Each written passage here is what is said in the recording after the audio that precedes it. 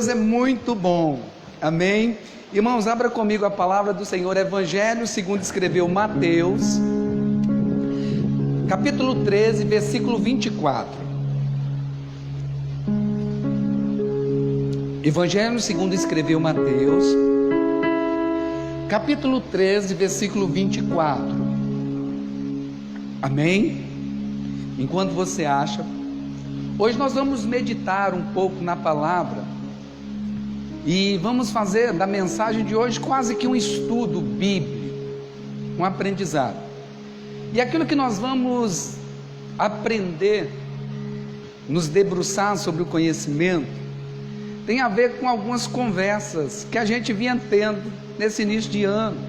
Na rodinha a gente comentava alguma coisa, de repente me mandaram algumas mensagens perguntando outras também, e em cima disso nós vamos meditar na palavra, e tem tudo a ver também com o tema proposto para esse ano, ano de colheita, amém? Evangelho segundo escreveu Mateus, capítulo 13, versículo 24, diz assim a palavra do Senhor: propôs-lhes outra parábola, dizendo: o reino dos céus é semelhante ao homem que semeia boa semente sobre o seu campo. Enquanto, porém, os homens dormiam, veio o seu inimigo, semeou o joio no meio do trigo e se foi. Quando o trigo cresceu e frutificou, apareceu também um joio. Então, indo ter com ele os servos do dono do campo, lhe disseram: Senhor, não semeastes tu no teu campo boa semente? Como então está cheio de joio? Respondeu-lhes ele: um inimigo fez isso. Perguntaram-lhe os servos: queres que vamos arrancá-los?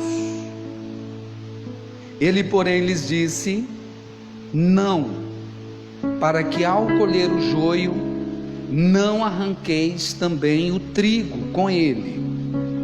Deixai crescer ambos, juntos até a colheita. Por ocasião da colheita, direi aos ceifeiros: colhei primeiro o joio e amarrai os feixes para o queimar, e então colhei o trigo e guardai-o no meu celeiro. Amém? Deixa a sua Bíblia aberta e fecha os teus olhos um instante. Ore ao Senhor, ore ao seu Pai. Peça ao seu Pai para falar o seu coração nesta noite. Pai, em nome de Jesus, eu quero nesta noite te louvar, engrandecer, bendizer o teu santo nome. Agradecer ao Senhor, ó Deus, pela vida de cada um dos teus filhos que foram conduzidos até a tua casa nesta noite. Obrigado, Senhor, por nos dar esta oportunidade de nos assentarmos aos teus pés e aos teus pés aprender com o Senhor. Eu oro ao Senhor, Espírito Santo, do fundo do meu coração eu te peço, dai-nos graça, sabedoria e entendimento da tua palavra. Dai-nos uma mente, Senhor, com a capacidade de entender a sua palavra, um coração, Senhor, disposto a te obedecer, em o nome do Senhor Jesus Cristo, Pai. Fale conosco, em nome de Jesus, amém, amém, e graças a Deus. A Bíblia, ela fala sobre joio e fala sobre o trigo.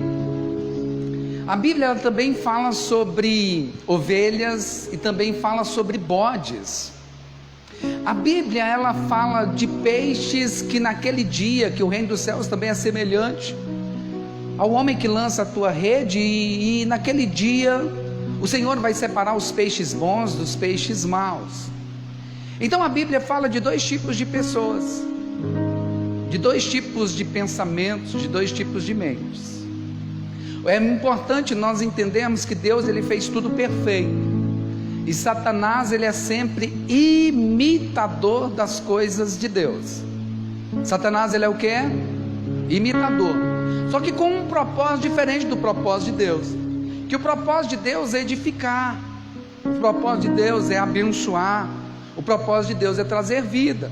Satanás, na contramão disso, o propósito dele é matar, é roubar e destruir.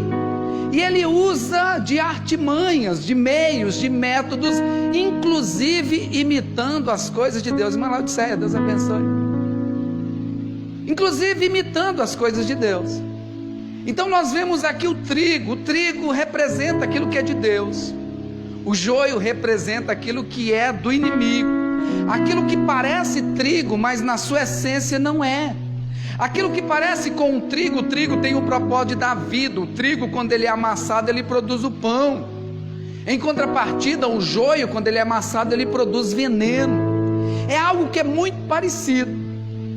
E essa mensagem queimou forte no meu coração devido a algumas conversas que a gente estava na rodinha com amigos, e sobre uma mensagem também que eu recebi de uma irmã.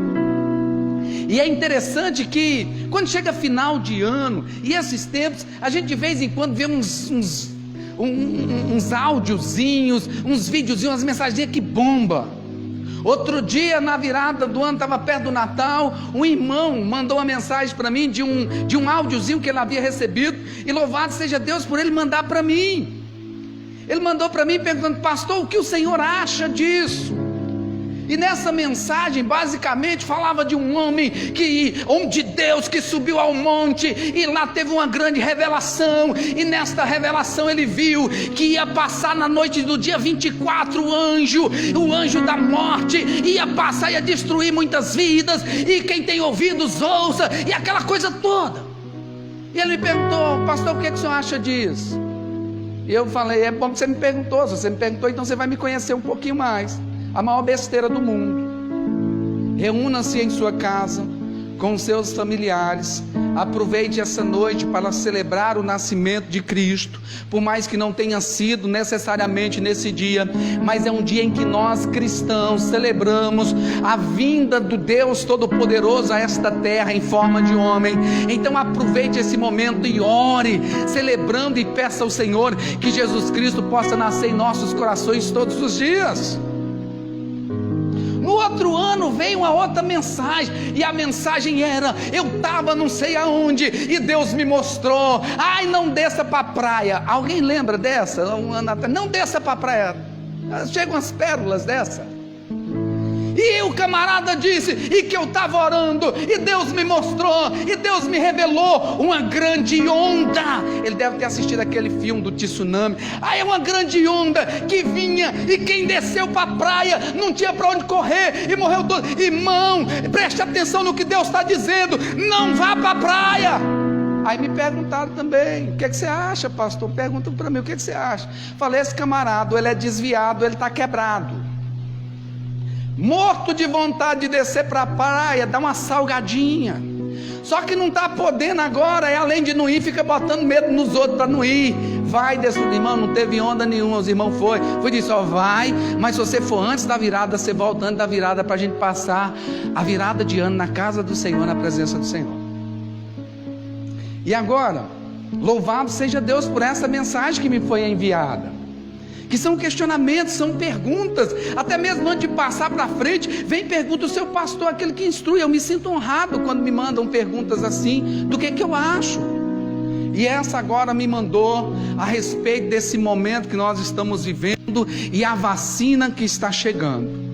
E nesta mensagem a mulher dizia mais ou menos assim, tá? Mais ou menos assim, que essa vacina, ela tem microchips, nanochips de não sei o que. Gente, que viagem! E que vai entrar agora, e você vai ser monitorado pelo satélite de não sei o que. E ali, isso aí já é a marca da besta, e que depois depois ninguém vai comprar, ninguém vai poder vender. Não aceite essa vacina. Minha médica, eu compartilhei, minha médica, por coincidência, aí vem umas histórias sem pé e sem cabeça. Perguntou o que eu acho. A maior besteira do mundo, a maior balela do mundo. E o meu povo muitas vezes é destruído porque lhe falta conhecimento. E por que eu quero falar sobre isso? Eu quero falar um pouquinho sobre a marca da besta, para nós darmos uma entrada propriamente na mensagem de trigo, joio, de dois tipos de pessoas, e por que não dizer dois tipos de mentalidades que estão neste mundo, e que o Senhor vai fazer questão de separar no grande dia da sua vinda. Lá em Apocalipse capítulo 13, versículo 16, do versículo 16 ao versículo 18, vocês vão ver que lá fala a respeito da marca da besta. E lá diz que terás marcado na sua testa e também na palma da tua mão este número. E lá o próprio texto diz: esse número é o número de um homem. Depois vocês vão ler. Esse número é o número de um homem, 666.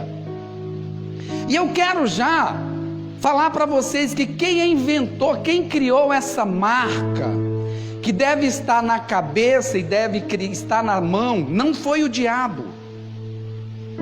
Esta marca não foi a invenção do diabo, e não é invenção do anticristo, é apenas uma cópia daquilo que Deus já havia criado, daquilo que Deus já havia dito, daquilo que Deus já havia instruído ao seu povo em Deuteronômio capítulo 6.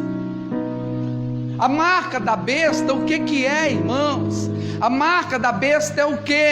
Padrão de pensamento na sua testa. Fala de testa, fala de raciocínio, fala de entendimento, fala de conhecimento. Nos últimos tempos, o maligno vai criar um padrão de pensamento, vai inculcar na mentalidade do povo um padrão de pensamento que automaticamente vai gerar um padrão comportamental. Mãos fala de obras, obras fala de comportamento. Quem foi que criou isso? O próprio Deus. O inimigo só vem imitando as coisas que Deus criou, só que Deus criou para o bem, o inimigo vem e imita para o mal. A Bíblia diz: quem é o leão da tribo de Judá? Jesus. E o que é que o diabo vai e faz? Pedro vai dizer que o diabo está ao nosso derredor, procurando uma oportunidade, está ao nosso derredor como um leão.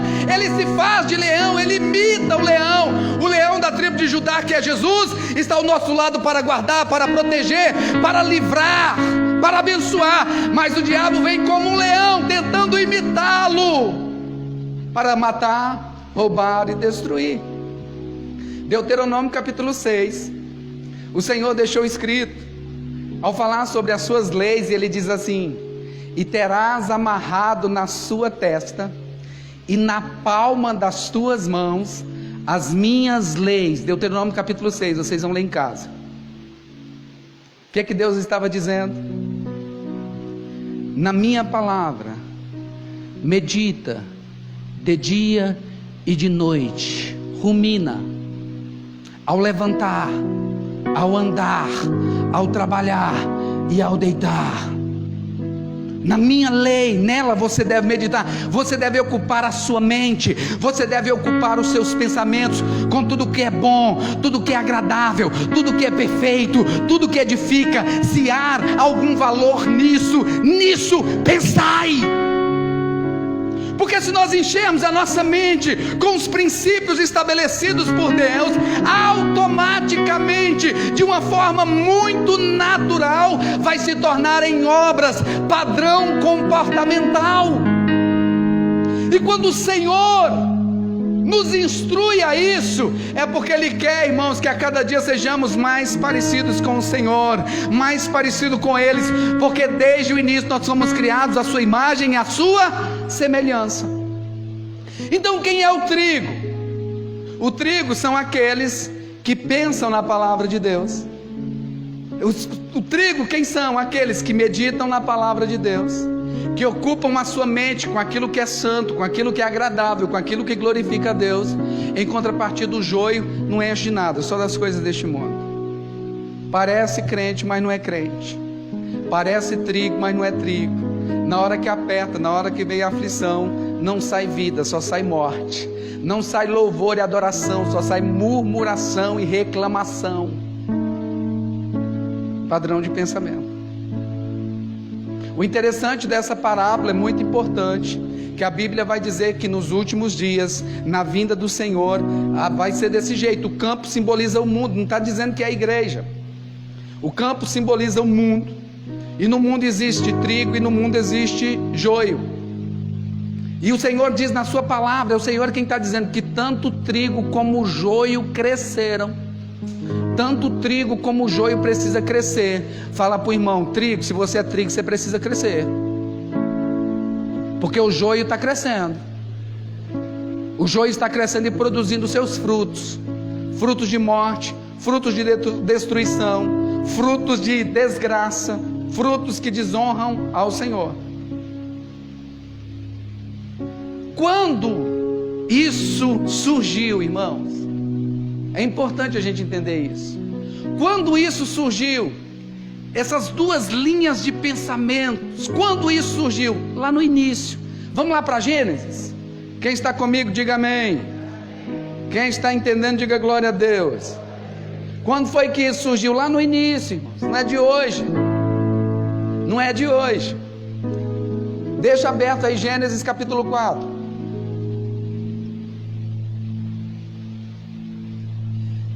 A Bíblia diz, Gênesis capítulo 1, capítulo 2, nós vamos falar um pouquinho da criação. Na criação, Deus criou os céus e criou a terra.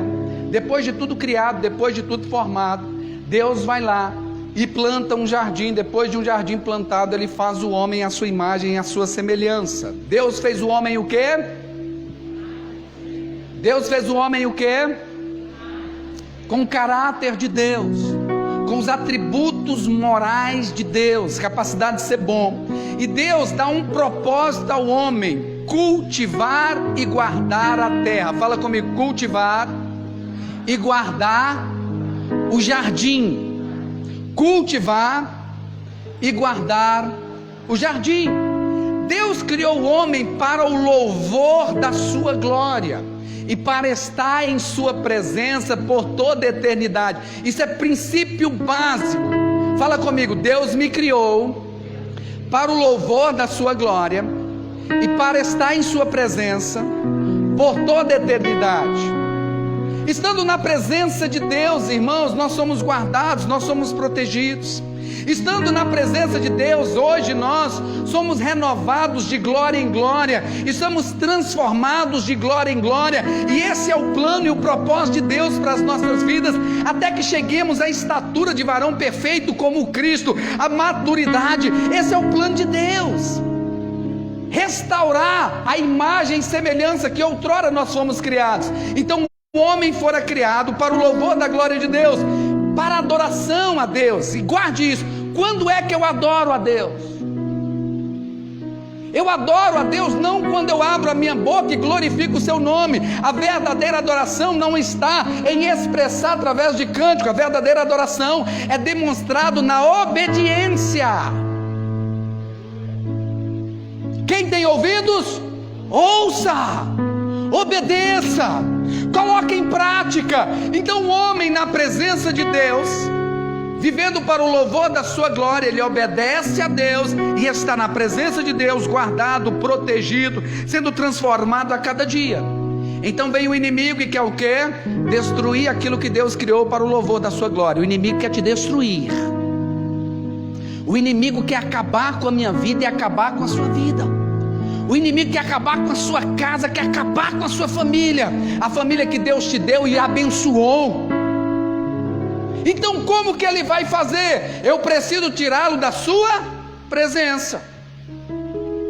Não é à toa que Jesus diz: ó Jerusalém, Jerusalém, que apedrejam os seus enviados, apedrejam os seus profetas.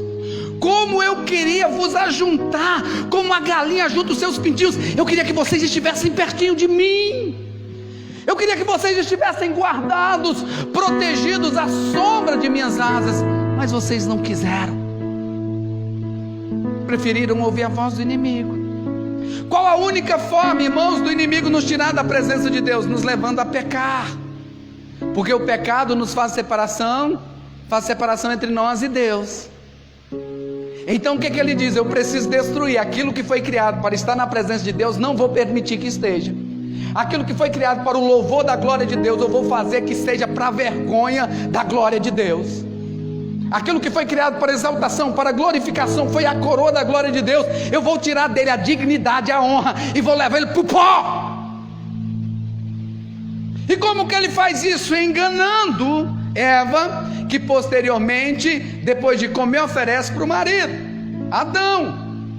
E Adão come. Quando Adão come, os seus olhos são abertos. E Deus havia dito para Adão: Adão, não coma do fruto da árvore do conhecimento do bem e do mal. Você pode comer de todos os frutos aqui. Adão, você foi criado para o meu louvor e para a minha adoração. E você vai me louvar e adorar quando o quê? Quando você simplesmente obedecer. Adão, agora no dia que você comer, certamente morrerás. Quando ele peca, a Bíblia diz que o que ele fez? Ele se esconde. O que ele fez? Se esconde de Deus, porque o pecado nos leva para distante de Deus, porque o diabo vem e nos acusa. Você estava bem com Deus, aí de repente pecou, aí de repente começou na sua mente: Deus não te ama mais, Deus não te quer mais, você desonrou, desrespeitou a Deus. As acusações do diabo, o que acontece? Você começa a se esconder de Deus. Amém ou não amém? O Senhor vem e faz uma pergunta para o homem, e essa pergunta ele faz para nós nessa noite: aonde você está? Pergunta para o irmão que está do seu lado assim: aonde você está?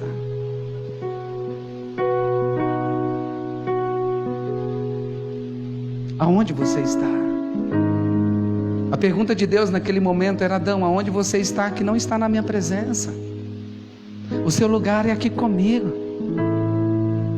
E ali começa aquelas desculpas, e vocês conhecem a história. Eu quero entrar no capítulo 4, porque o Senhor agora, não para castigar Adão, mas para protegê-lo, dar a ele uma oportunidade de um dia regressar ao lugar que Deus tem para ele, em sua presença. Ele o tira do jardim, porque no jardim também havia o fruto da vida. E agora Adão, se ele comesse do fruto da vida, ele seria eternamente separado de Deus. Então Deus o tira do jardim. Chegamos no capítulo 4. A Bíblia diz que Adão conhece a sua esposa. Conheceu Adão a Eva. Quando fala de conhecer, eles tiveram relações sexuais. Adão teve relações com a sua esposa. Vamos ler? Está aberto aí, Gênesis capítulo 4. Conheceu Adão a Eva, sua mulher, e ela concebeu e teve a Caim.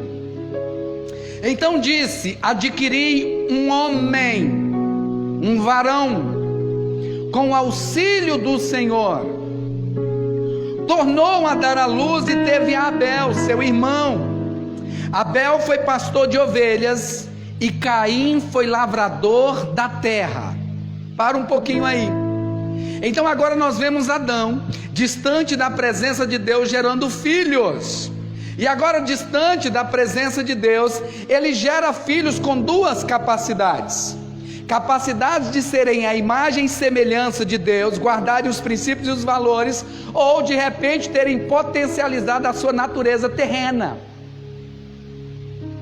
Então nós vemos aqui dois homens. Caim, o que Caim era? Caim, ele cultivava a terra, e Abel cuidava de ovelhas. Então nós vemos agora um homem voltado para as coisas da terra, porque cultivar a terra, aqui nesse tempo o homem ainda não comia carne.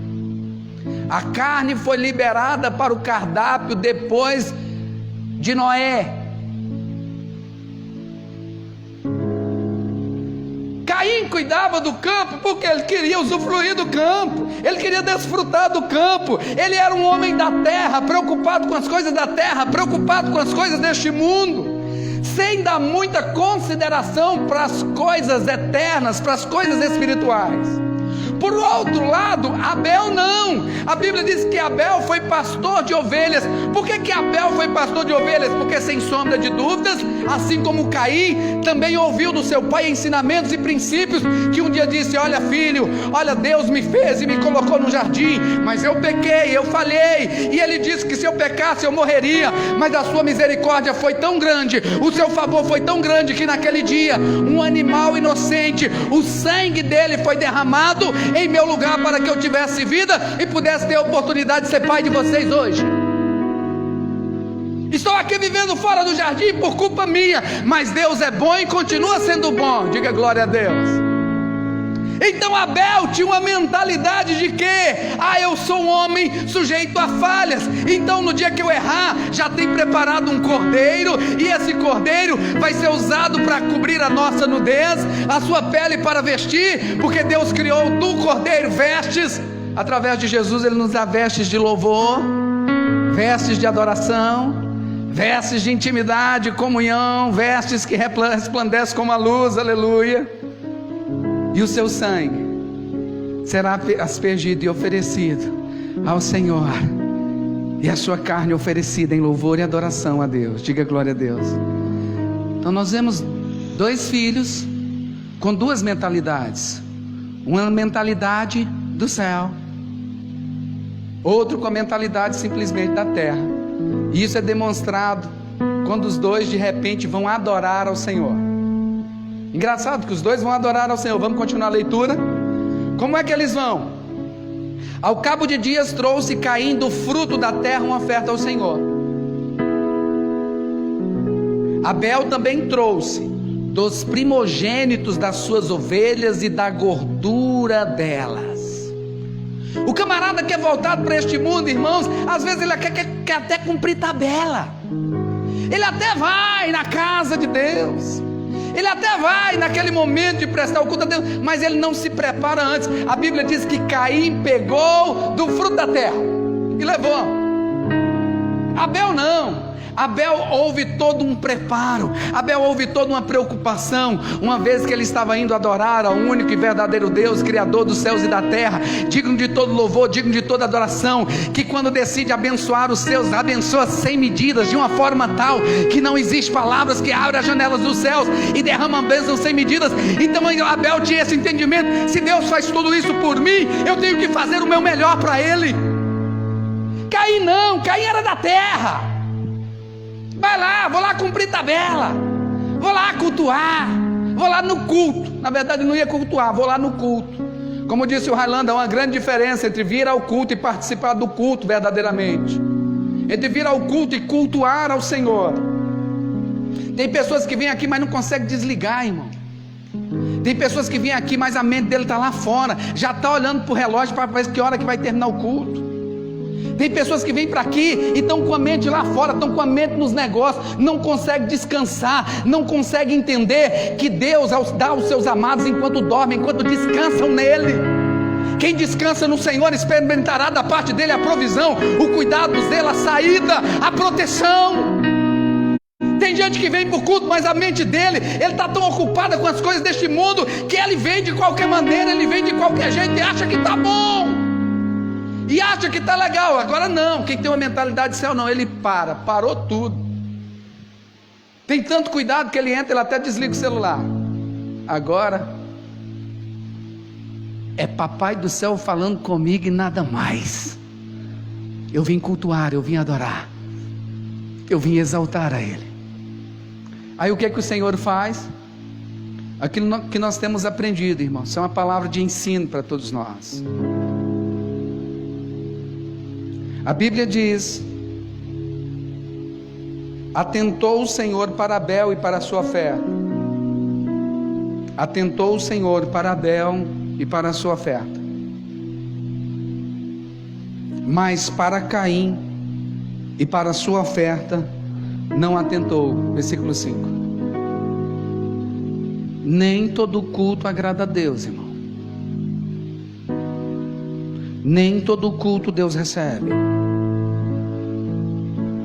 E antes de receber as nossas ofertas, Deus recebe primeiro a nossa vida. Como diz David Keelan em um dos seus hinos, que a minha vida cante a Ti, que a minha vida adore a Ti. Não adianta ter uma vida completamente fora dos princípios, fora do padrão, cheio das coisas dessa terra, e achar que trazer seu dízimo, achar que trazer a sua oferta, você está fazendo algum favor para Deus. Deus não te recebe, nem recebe sua oferta, nem recebe seu dízimo. Você não compra Deus. Deus, Ele é dono do ouro e da prata, Ele tem todas as coisas. Deus não quer isso, Deus quer o seu coração. Aleluia. Se Ele não tiver o seu coração, as outras coisas não valem nada. Agora, quando Ele tem o seu coração, Ele recebe sua vida, Ele recebe tudo que você oferta em adoração, em gratidão, em exaltação, em honra ao Senhor. Aí nós vemos uma turma de gente, irmão, querendo comprar Deus, querendo comprar o favor de Deus, tem uma vida completamente errada. Aí ouviu falar que se der uma oferta de sacrifício, Deus vai mudar. Vai nada, porque é muito mais fácil, né, dar uma oferta de sacrifício para ver se o casamento é restaurado, do que você mudar o seu caráter, mudar a sua forma de ser para com a sua esposa, e você, esposa, mudar a sua forma de ser para com o seu esposo. Isso requer transformação, e essa transformação só é possível se eu estiver na presença de Deus, e aí Ele me transformar de glória em glória, e os princípios da sua palavra se tornarem naturais na minha vida. Pessoas não querem comprometimento com Deus, e querem muitas vezes o favor de Deus. E quando Deus vem, diz assim como disse para Caim. Aí nós vemos, olha a mentalidade de Caim. Deus vem no momento que o Senhor diz: olha, Caim, eu não aceito sua vida, não aceito sua oferta do jeito que está, não. Olha o que aconteceu, preste atenção, olha aqui para mim, ou olha na sua Bíblia agora que nós vamos ler. Irou-se Caim fortemente, e descaiu-lhe o seu semblante, quando Deus Todo-Poderoso falou com ele: Caim, olha, eu recebi a oferta de Abel, eu recebi a Abel e recebi a sua oferta, mas a você eu não recebo a sua oferta. Sabe o que ele fez? Ele irou, ficou indignado, cheio de razão, fortemente, e o seu semblante descaiu. E Deus, com todo amor, com toda graça, com toda misericórdia, com toda compaixão, com todo favor, ainda pergunta: então disse o Senhor: por que tu irastes, Caim? E por que descaiu o seu semblante? Se procederes bem, não serás aceito. O que o Senhor estava dizendo para Caim: Caim, não é assim que eu te quero, não é assim. Eu te criei também a minha imagem e a minha semelhança, não é assim que eu te quero. Você está se enganando, filho, você está se enganando. Se por acaso você se proceder bem, eu não te receberei, e não receberei também suas ofertas. Só o que eu quero é isso. Começa a proceder diferente. E ele continua dizendo: olha, se não procederes bem, o pecado jaz à sua porta. O pecado está onde?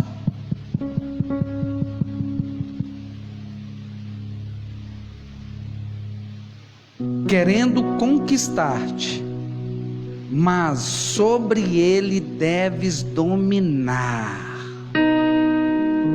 O Senhor adverte Caim, fala para ele o que estava acontecendo e dá autoridade para ele ainda.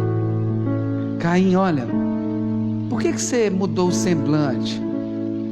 Tem gente que quando o pastor faz uma pregação dura, o pessoal olha assim com a vontade de quebrar o pescoço do pastor. Por que está assim?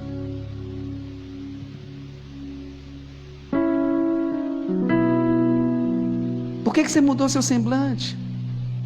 Por que você está com essa cara? Essa cara de quem comeu e não gostou. Tem alimento, irmão, que a gente passa para dentro sem gostar mesmo, e ainda tem que fazer cara feliz. Era igual quando a mamãe come, menino, se não comer ainda toma um tapa na orelha. Mamãe era assim. Aí o Senhor vai dizer assim: o pecado está na sua porta, Caim. Cabe a você dominar. Cabe a você dominá-lo. Cabe a você repreendê-lo. Cabe a você expulsá-lo. Porque senão ele vai entrar, e aí ele vai ter domínio sobre a sua vida, e aí o seu desejo será para ele, É a casa do escravo do pecado. Não faz porque quer, agora faz porque é escravizado, porque é dominado. Aí sabe o que Caim fez depois de ouvir tudo isso da parte de Deus? Caim vai lá e manda chamar o seu irmão. Chama o seu irmão, ele chama o seu irmão. Ei, Abel, vamos no campo, bora no campo. Coração indignado, irado, fortemente, sem capacidade nenhuma, não querendo arrepender-se, mudar de vida. Ele vai lá e mata o seu irmão, calculado, friamente. E aí o Senhor vem, vamos lá, versículo 9. Disse o Senhor a Caim: aonde está Abel, teu irmão? Pergunta para o irmão que está do seu lado: onde está Abel, teu irmão? Pergunta agora para ele assim: onde está teu irmão? É interessante essa pergunta, porque Deus fez uma pergunta para Adão. Qual foi a pergunta para Adão? Aonde estás? A pergunta para Adão foi o que? Aonde estás? Quando Adão peca, quando Adão cai, ele se esconde. Então Deus diz: Adão, onde é que você está? Que não em minha presença. E agora nós vemos o Senhor fazendo uma outra pergunta a Caim. A pergunta para Caim é: onde está o teu irmão? E qual foi a resposta de Caim? E ele respondeu: não sei, acaso sou eu algum guarda do meu irmão?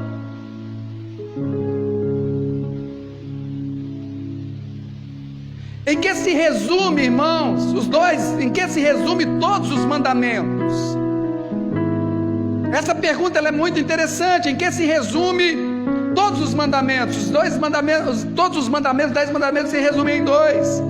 Amarás o Senhor teu Deus de toda a tua alma, de todo o teu coração, de toda a tua força, de todo o teu entendimento, e ao próximo como a ti mesmo. Então nós vemos aqui: quem está na presença de Deus ama o Senhor de toda a tua alma, de toda a tua força, de todo o teu entendimento. Quanto mais de Deus ele tem, mais de Deus ele quer. E quando eu estou bem com Deus, eu também vou estar bem com o meu próximo. E a recíproca também é verdadeira. Quando eu não estou bem com Deus, eu também não vou estar bem com o próximo. Então nós vemos aqui uma consequência de um homem fora da presença de Deus. O que é um homem fora da presença de Deus? Não aceita a repreensão de Deus, não aceita o conselho de Deus, quer prestar um culto do jeito que ele quer e não do jeito que Deus determina, quer que a palavra de Deus se adeque à sua vida, se adeque às suas vontades, se adeque aos seus padrões e não o contrário. E quando repreendido, se rebela contra Deus e responde: por acaso eu sou guarda do meu irmão? Qual foi o propósito de Deus para o homem? Cultivar e guardar o jardim. Fala comigo: cultivar e guardar o jardim. Deus colocou Adão para quê? Cultivar e guardar o jardim. Lá em Cantares vai dizer que eu e você, nós somos o quê? O jardim de Deus. Então Deus deu para mim um propósito, Deus deu para você um propósito: cultivar e guardar os jardins de Deus. Cultivar e guardar, proteger aqueles que foram criados à imagem e semelhança de Deus. Mas distante de Deus, eu começo a viver fora do propósito. Por acaso eu sou guarda do meu irmão?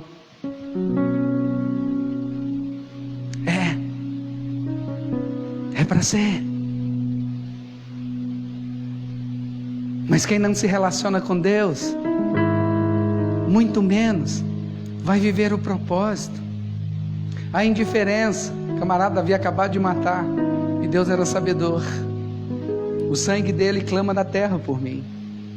E ele vai dizer, versículo 13, deixa eu correr um pouquinho aqui para a gente entrar. Então disse, versículo 12, disse Deus, no versículo 10, disse Deus: que fizesse a voz do sangue do teu irmão clama a mim desde a terra. Agora maldito é desde a terra que abriu a sua boca para receber das tuas mãos o sangue do teu irmão. Quando lavrares o solo, não te dará mais a sua força, fugitivo e errante serás pela terra. Versículo 13, então disse Caim ao Senhor. Deus estabelece um juízo sobre ele. Só que quando Deus estabelece um juízo sobre ele, o que é que Caim faz? É maior o castigo do que eu posso suportar. Ele agora está dizendo: o Senhor não é justo. A mentalidade de um homem da terra é sempre assim: o Senhor não é justo, o que está acontecendo comigo, eu não sou merecedor. Quem o Senhor pensa? Ele nem chama de Senhor. Eu falo Senhor porque eu não consigo chamar Deus de Ele, você, eu não consigo. Não é justo. Isso que você está impondo sobre a minha vida é muito mais do que eu posso suportar, é muito mais do que eu mereço. E ele vai e declara: hoje me lanças da face da terra, e da tua presença me esconderei. Serei fugitivo e errante pela terra, e qualquer que comigo se encontrar me matará. Aí o Senhor continua dizendo: não vai matar não. Ninguém vai te matar, porque ninguém vai te vingar, porque senão vai vir um castigo pior para ele 7 vezes mais. Não era uma proteção, mas era para ele viver aquele tempo. É importante nós entendermos aqui, irmãos, o diabo veio para quê? Matar, roubar e destruir. Aqui nós tínhamos 2 linhas. Nós tínhamos Abel e nós tínhamos Caim. Uma linha que adorava e exaltava a Deus. Então o diabo encontra lugar na vida de Caim, e a ideia do diabo sempre foi destruir a linhagem de Deus. Então ele mata Abel. Quando ele mata Abel, é como se o diabo estivesse dizendo: olha, eu estou acabando com a adoração ao Senhor na terra. E esse é o plano de Satanás, irmãos: acabar com a adoração a Deus na terra. Acabar com a adoração de Deus na terra. E como ele vai usar? Com armas, com espadas? Não. Padrão de pensamento. Aí agora nós vemos Caim fugindo da presença de Deus, um eterno fugitivo da presença de Deus. Versículo 17: conheceu Caim a sua mulher, e ela concebeu e teve Enoque. Caim edificou uma cidade e lhe deu o nome filho de Enoque, e lhe deu o nome do filho, Enoque. Esse Enoque não é o Enoque que caminhou com Deus, não. Esse Enoque é outro Enoque. Enoque significa no hebraico também início. Então nós vemos aqui uma cidade sendo edificada. A primeira cidade edificada na terra foi edificada por Caim, um fugitivo de Deus, alguém que se rebelou contra Deus, alguém que não aceitava os conselhos de Deus, alguém que, quando recebeu um castigo de Deus, disse que Deus não era justo e que decidiu agora viver fugindo da sua presença. Eu não quero você, eu viro as minhas costas para você, e foge. E ele edifica uma cidade. Nessa cidade ele tem um filho que significa início, e ele dá o nome da cidade, o que? Enoque. Ou seja, colocando o nome do homem sempre acima do nome de Deus. Quem é de Deus não pensa assim: que eu diminua e o Senhor cresça. E Abel morreu. Nós temos aqui um povo crescendo, se fortalecendo com uma mentalidade: Deus não é justo, Deus não serve, Deus não presta, fugindo de Deus e querendo sempre o seu nome no auge, no status. Só que Deus tem o controle de tudo. Diga glória a Deus.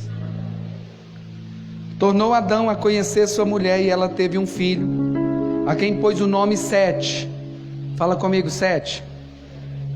Porque disse ela: Deus me deu outro descendente em lugar de Abel, que Caim matou. A Sete também nasceu um filho, a quem pôs o nome de Enos. Foi nesse tempo que os homens começaram a invocar o nome do Senhor, porque Deus nunca ficará sem voz na terra.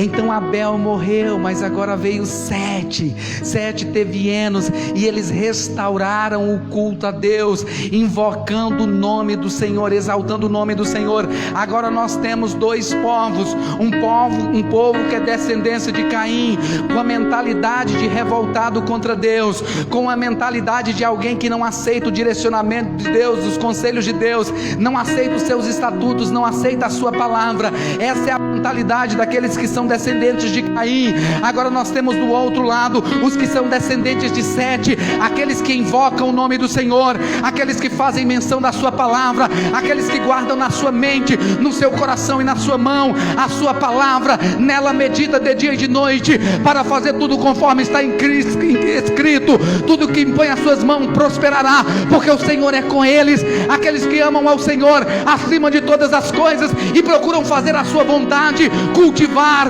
guardar, proteger, abençoar. E dessa linhagem, irmãos, se você for estudar, e vem mais à frente o Enoque, um camarada que veio dessa linhagem dos que invocavam a Deus. Esse é o Enoque que andava com Deus. A Bíblia diz que ele andava com Deus na terra, e Deus de repente o tomou para si. Ele foi arrebatado. Representa a igreja do Senhor, que um dia será arrebatada, que um dia será levada num piscar de olhos, porque quem anda com Deus na terra vai andar com Deus no céu. Quem anda com Deus aqui, quem cultiva um relacionamento com o Senhor aqui, vai desfrutar de um relacionamento eterno com o Senhor lá. Então nós vemos dessa linhagem Enoque caminhando com Deus. Quem caminha com o Senhor aqui hoje? Caminhava com Deus e Deus o toma para si. Dessa linhagem aqui vem também Noé. Quem era Noé? Aquele que ouviu a voz de Deus e decidiu construir uma arca. E por que ele constrói essa arca, irmãos? Porque pela fé Noé trouxe o juízo de Deus para a terra. Pela fé Noé matou a humanidade toda. Por quê? Por que veio o juízo de Deus, irmãos? É importante a gente entender isso aqui. Quem está aqui, diga amém. Podemos dar continuidade um pouquinho? Tem alguém perdido no meio do caminho aí? Embora. Tranquilo? Não perde o fio da meada não, senão você perde a linha de raciocínio. Antes de entrar no capítulo 6 aqui, vamos no 5 aqui, só um pouquinho. Este é o livro das gerações de Adão. No dia em que Deus criou o homem, à semelhança de Deus o fez. Macho e fêmea o criou e os abençoou, e o chamou pelo nome de homem no dia em que foram criados. Adão viveu 130 anos e gerou um filho à sua semelhança, conforme a sua imagem. Olha que tremendo, olha que maravilhoso. Adão já havia tido outros, mas Deus só considera 7, porque aquele que é a imagem e semelhança de Deus procura viver os atributos de Deus na terra. E aí vai falando da genealogia. Então nós temos 2 povos. E aqui, porque também dessa mensagem nós estávamos conversando sobre isso, e veio uma pergunta, porque no capítulo 6 vai dizer o seguinte, está aberto aí? Quando os homens começaram a multiplicar-se sobre a terra, e lhes nasceram filhas, viram os filhos de Deus que as filhas dos homens eram formosas, e tomaram para si mulheres de todas as que escolheram.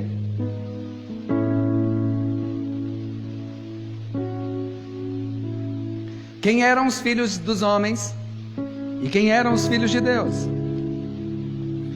Você já deve ter ouvido falar aí que os filhos de Deus eram os anjos, que os anjos vieram e coabitaram com as mulheres. Os filhos de Deus vieram e coabitaram com as filhas dos homens. E daí, por isso que surgiu os refaíns, os gigantes, não sei de quê. Besteira, irmão. Besteira.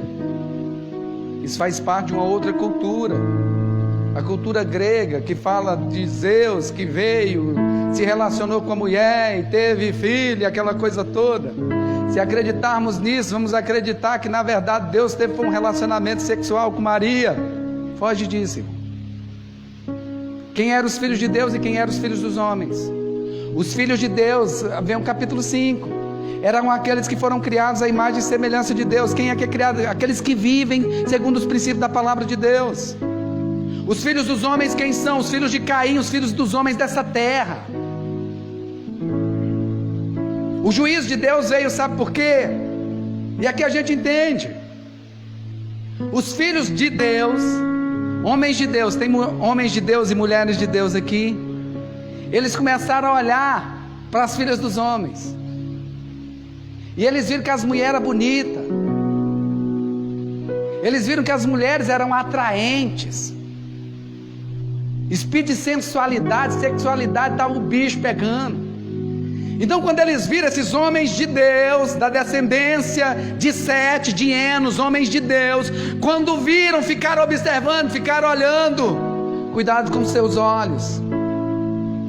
Cuidado com o que você está tentando, o que você está olhando. Eles viram, aí viram que era bonito, olhou para as mulheres deles, não é tanto assim não, é de lá, parece que o jardim do outro é mais verde. Começaram a se relacionar. Aí começou a bagunça novamente. É por isso que Deus disse, irmãos, mais à frente, quando o povo foi entrar em Canaã, disse assim: olha, expulsem o povo da terra, a terra de vocês, mas expulsem de lá. Eu não quero que vocês se relacionem com eles. Por quê? Porque vocês vão perder a essência, vocês serão influenciados ao invés de influenciar. Então nós vemos agora o povo de Deus se relacionando com o povo do mundo, e aí teve filhos e virou aquela bagunça, virou aquele caos, e a iniquidade tomou conta de tudo. Aí nós vemos nos nossos dias a mesma coisa. A Bíblia diz que os últimos dias serão como os dias de Noé. A Bíblia diz que os últimos dias serão como os dias de Noé. Uma mistura, irmãos, tremenda. Hoje uma mistura do santo com o profano. As pessoas se dizem de Deus, mas vivem de acordo com os padrões estabelecidos pelo mundo, pelo homem. Pessoas que se dizem de Deus, separadas, ungidas, santas, mas vivem de acordo com os princípios dessa terra que jaz no maligno. Nós vemos os crentes agora imitando o mundo, ao invés do mundo imitar a igreja, ver a igreja como referência. Nós estamos vendo a igreja, vendo o mundo como referência.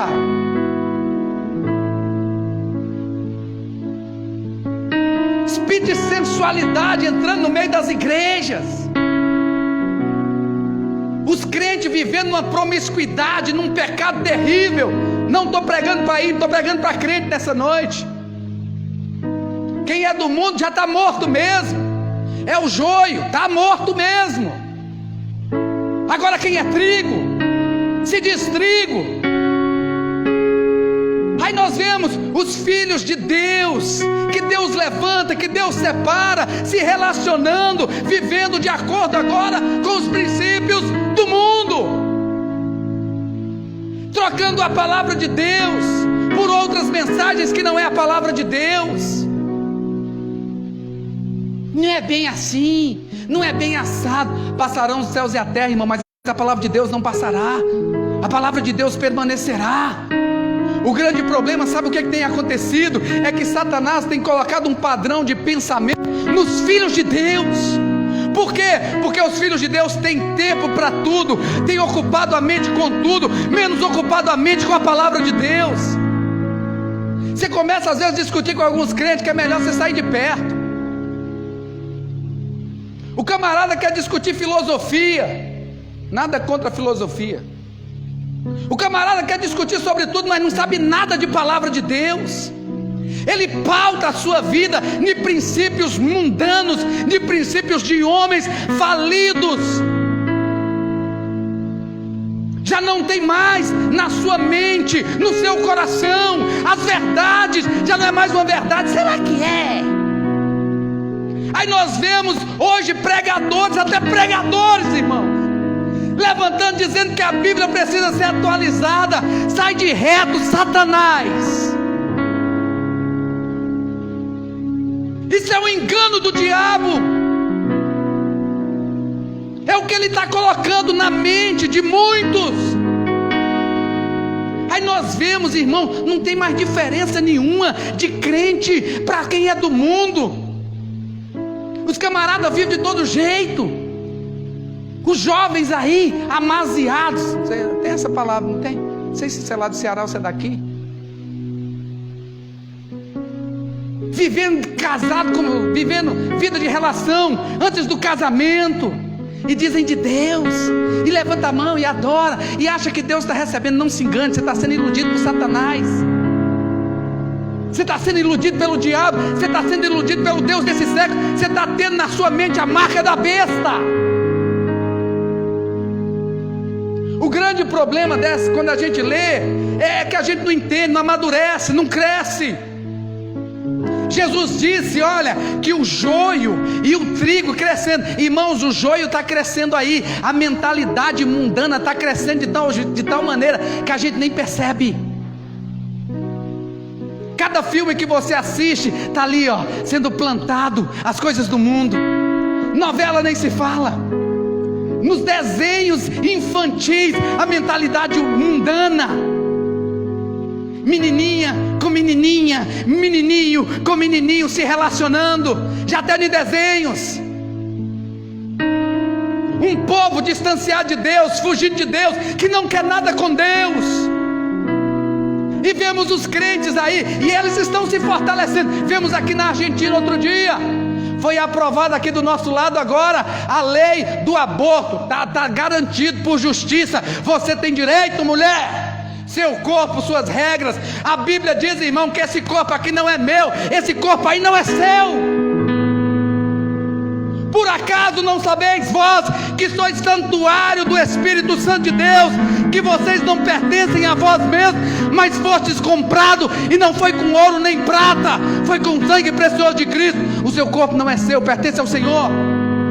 Você é templo do Espírito Santo de Deus. Só que o diabo vem dizendo completamente o contrário. Hoje, irmãos, a mentalidade do mundo está tão ferrenha, irmão, que ser certo é errado. O negócio está tão difícil hoje, irmão Luiz, que ser honesto é errado. Ser bom é ser taxado de bobo. É o mundo.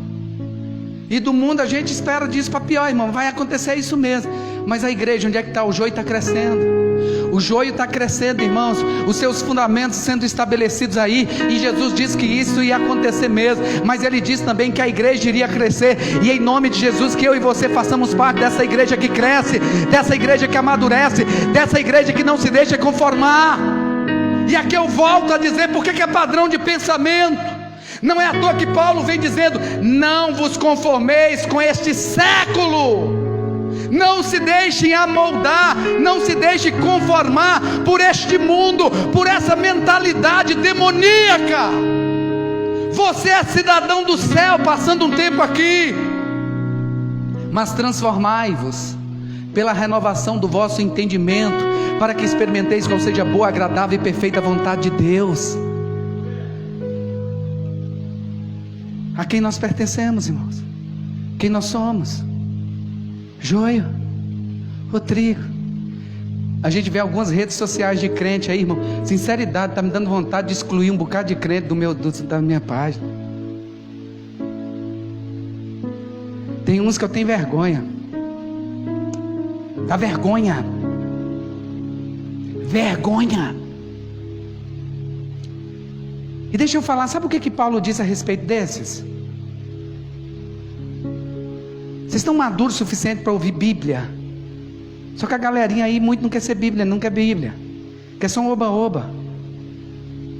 A galerinha aí já acha que ser cheio do Espírito Santo é bater o pé, é dar uns gritos, é dar uns riba lá para trás. Não tem consistência, não tem palavra, não tem vida. Sabe o que Paulo diz? Paulo vai dizer assim: olha, aqueles que se dizem cristão, não está dizendo para quem é ímpio, ok? Quem é ímpio, está precisando de libertação, e nós estamos aqui para pregar a mensagem que liberta, que restaura, que renova, que traz vida, que salva, amém? Agora aquele camarada que se diz crente, e vive na promiscuidade, vive na safadeza, vive na sem vergonhice, eu digo que com esses nem se assentem, porque estes estão expondo Jesus novamente à vergonha, porque esses que vivem de tal forma estão expondo Jesus novamente ao vitupério, à humilhação da cruz. Um monte de crente safado, que quando as pessoas olham, dizem desse jeito e com razão: eu ser crente, prefiro ser ímpio, porque crente igual esse aí, o inferno está cheio. E ele não está mentindo, irmão. Só que as pessoas não querem ouvir isso, porque nos últimos dias também eles terão comichões nos seus ouvidos. Hoje eu vim pegar a Bíblia, irmão. Porque nos últimos dias eles terão comichões nos seus ouvidos, e escolherão para si pregadores que massageiem o seu ego, que levante o seu eu interior, que mostre que Ele é grande e que Deus está aí para te servir e te servir às suas vontades, mesmo você vivendo no pecado. Mentira do diabo.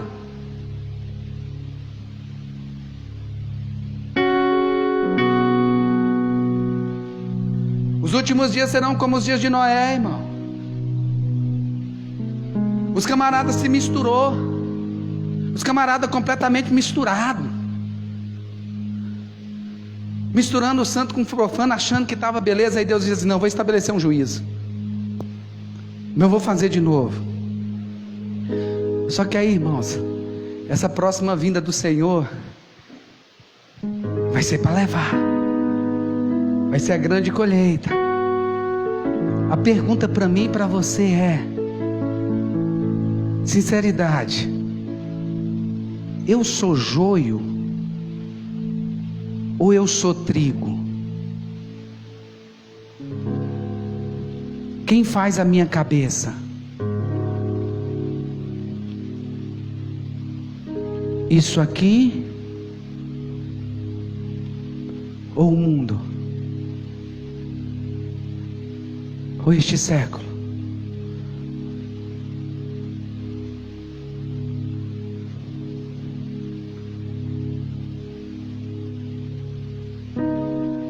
Quem? John Piper vai dizer o seguinte: que o Instagram, Facebook, todas as mídias sociais que tem aí, e que podem ser usadas para a glória de Deus, e deveria ser usada como ferramentas para a glória de Deus, como está sendo aqui hoje, transmitindo vídeo para aqueles irmãos que estão impossibilitados de participar, vai ser o ponto-chave que Deus vai usar para aqueles que disseram assim: Senhor, eu não li a Bíblia porque eu não tenho tempo.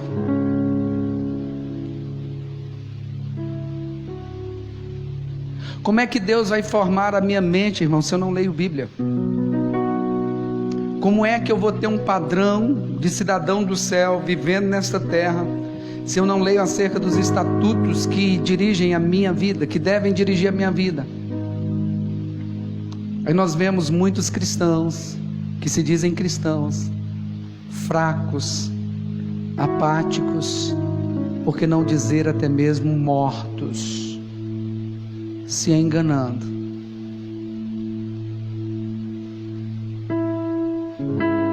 Não é à toa que Jesus disse, irmãos: eu sou o pão vivo que desceu do céu. Ele faz menção disso, trazendo à mente o pão, o maná que desceu. E qual foi a ordem de Deus para aquele povo? Qual foi a ordem de Deus para aquele povo? O maná vai cair do céu, vai vir do céu, mas vocês devem se levantar todos os dias e ir e buscar. E Jesus ensinando na oração, ele diz assim: quando orares, vocês devem orar assim: o pão nosso de cada dia nos dai hoje. E muitos acham que o pão nosso de cada dia que ele está falando da provisão. Também é da provisão, mas o pão que nos sustenta, o verdadeiro pão, que é Jesus.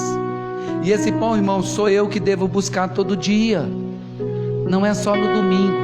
Crente que só ouve mensagem, que se relaciona com Deus só no domingo, deixa eu te falar uma coisa: vai passar mais um ano e você fracassado espiritualmente, correndo atrás do que os outros oram por você, sem entender que você foi chamado para cultivar e guardar, para abençoar, para ganhar, para proteger. Está na hora de voltar a criar o hábito de se relacionar com Deus todos os dias, porque trigo se relaciona com Deus todos os dias. Trigo busca o conhecimento de Deus todos os dias. Noé foi levantado por Deus para estabelecer o juízo. Vou encerrar a mensagem. Pastor, mas e aí? Todos morreram, só ficou Noé e sua família.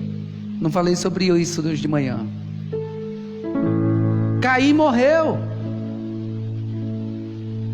Mas Noé, da mesma forma que Adão, gerou filhos. E agora esses filhos também tinham a capacidade de serem da linhagem de Deus ou da linhagem desta terra. Aí nós vemos agora quem?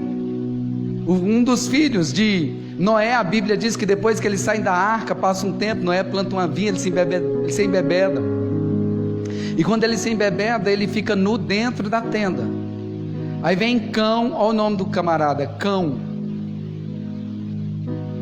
Ele vê o filho dentro da tenda, ele vê o pai dentro da tenda nu, embriagado. Ele vem, conta, espalha, bota a boca no trombone para mostrar a vergonha do pai, quebrando o princípio de honrar pai e mãe e expondo a vergonha. Por causa disso ele é amaldiçoado. Mas vem os outros dois filhos e protegem Sem e Jafé. Protegem o seu pai. Amém? Cão é o pai de quê? De Canaã. A Canaã que Deus mandou expulsar os seus moradores de lá, porque eles faziam tudo o que desonrava e desagradava a Deus. Qual é a natureza que vai falar mais alto nas nossas vidas? A natureza de Deus ou a natureza da terra? A natureza de um homem que foi criado à imagem e semelhança de Deus, ou a natureza de um homem que caiu posteriormente, recebendo a voz de Deus? Quem vai falar mais alto? Aquilo que nós decidirmos fazer a nossa mente. Não transfira para Deus, não transfira para o Senhor. Hoje é noite de ceia, hoje é noite de nos assentarmos à mesa com o Senhor, e a nossa primeira ceia de 2021. O Railando falou algo que eu achei tremendo, e profetizando e orando, e eu digo amém, Railando, quando você diz que profetizava que nesse ano ninguém vai ficar sem ceiar, em nome de Jesus. Decida pela comunhão com Deus, decida pelo relacionamento com Deus, decida por viver com Deus, porque aí nós nos tornaremos a cada dia mais e mais parecidos com Ele, e glorificaremos o Teu santo nome. Fecha os teus olhos um instante, curve a sua cabeça. Quem faz a nossa mente, irmãos? Quem está fazendo a nossa mente? Hoje somos trigo ou somos joio? Estamos vivendo de acordo com os princípios da palavra de Deus, ou vivendo de acordo com este mundo? Volte a se alimentar da palavra, volte a estar na presença de Deus. Se você entrou aqui fugitivo, hoje você vai voltar em nome de Jesus. Ainda dá tempo, ainda dá tempo. Diga glória a Deus. O Mestre te chama, o Senhor te chama. Ele não trouxe aqui ninguém para afrontar. Não, afrontar não, mas para confrontar sim. Confrontar. Porque como um bom pai, Ele quer que nós filhos estejamos em sua presença e glorifiquemos o Teu santo nome. E se necessário for, Ele vai chamar a nossa atenção. E Ele está dizendo: é ano de colheita. Mas como, irmãos, nós vamos ganhar o perdido se nós estivermos vivendo igual perdido? Como nós vamos falar de um Jesus que transforma se nós não nos deixamos transformar por Ele? Como nós vamos dizer que Jesus, Ele traz vida, Ele traz a luz, se vivemos em trevas, em escuridão? Como? Nesta noite, se arrependa, aceite o favor de Deus. Ele te diz, como diz para Caim: olha, não fica triste não com essa palavra, não cai o seu semblante não. Se você se proceder bem, eu vou aceitar você, eu vou usar você, eu quero fazer através da sua vida, eu quero fazer de você vaso de honra, e não vaso de vergonha, vaso de desonra, vaso de humilhação. Não, você foi criado à minha imagem, à minha semelhança. Não se deixe enganar, não se deixe levar pelo Deus desse século, que tem enganado a muitos, que tem cegado a muitos. Se você está caído, você vai levantar sua mão, e o Senhor vai te tomar pela mão direita, vai te fortalecer, vai te animar, vai fazer nova todas as coisas. Mas decida daqui nesta noite sair diferente, com a convicção: eu sou trigo, e eu vou crescer, eu vou amadurecer, eu vou dar muitos frutos. Quando eu for amassado, eu vou produzir vida, eu vou produzir esperança. Quando eu passar pela aflição, eu vou continuar adorando, eu vou continuar exaltando, eu vou continuar dizendo que Deus é bom. Não vou murmurar não, porque eu sou trigo. Quando pisado, quando amassado, sai essência. Eu sou como uma rosa, que quando amassada exala o bom perfume de Cristo, o bom perfume do Senhor. Você é ovelha, você não é cabrito, você é ovelha, que necessita de um pastor e aceita a voz do bom pastor e o segue. Não é igual o cabrito rebelde, que sai para onde quer, que não aceita cercas, não aceita limites. Cabrito não aceita cerca, não aceita limite. O bicho pula, some, desaparece. Às vezes tem que usar até um negócio para prender, ele tem que usar um negócio prendendo no seu pé, contrário, senão ele some. Você não é cabrito, você é ovelha. Amém? Você é ovelha. E o Senhor convida: você é filho de Deus, você é filho do Senhor, você é filho do Senhor. Se arrependa nesta noite, se porventura houver necessidade. Confesse e deixe, que o Senhor faz nova todas as coisas. O Senhor nos convida. Pode passar servindo. Aleluia, aleluia.